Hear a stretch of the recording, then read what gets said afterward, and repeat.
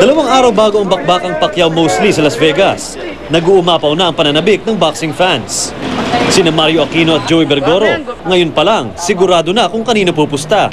Kay Pacquiao, siyempre, mabilis siya. At saka... Pilipino ba? Pilipino rin ako, kaya kay Pacquiao rin ako. Walang panalo dito si Mosley.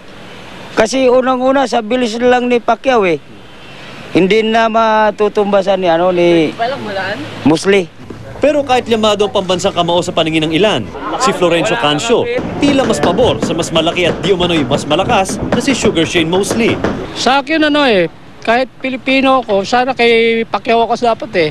Pero kung pipiliin ko si Mosley ako eh. Bakit to? Malaki eh. 5'9" ata ang lamang niya eh sa taas. Tsaka malaki din ang katawan. Sabi nga ng iba, mabilis din. Pero dito sa MP Tower and Dormitory na pag-aari ni Congressman Manny, hindi pustahan ang pinag-uusapan, kundi ang kanyang gininto ang puso.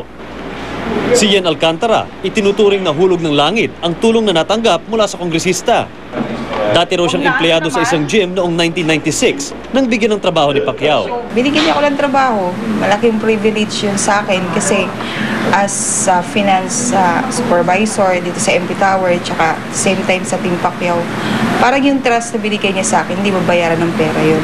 Si Honey Hervasio naman, suportado ang mensaheng nais iparating ni Pacquiao sa pagsuot ng dilaw na glove sa linggo. Bawat suntok niya, maalala niya daw yung mga kababayan niyang Pilipino naghihirap upang para lalo niyang paggalingan yung laban niya. Parang para talaga sa bayan, sa Pilipino. So sang-ayon ka talaga dun sa mission niya? Ilan po, ilan. Pati ang mga residente sa MP Tower, bilib sa kabaitan ng kampyon. Si Boss Manny kasi, ayon doon sa mga taong nandito na nakilala siya before siya sumikat, talagang mababa yung loob ni Sir Manny. Talagang marami siyang tinutulungan. Saka kahit narating na niya yung kung ano yung meron siya ngayon, nandun pa rin, down to earth, nakatapak pa rin yung paa niya sa lupa. Mark Zambrano, nakatutok, 24 Oras.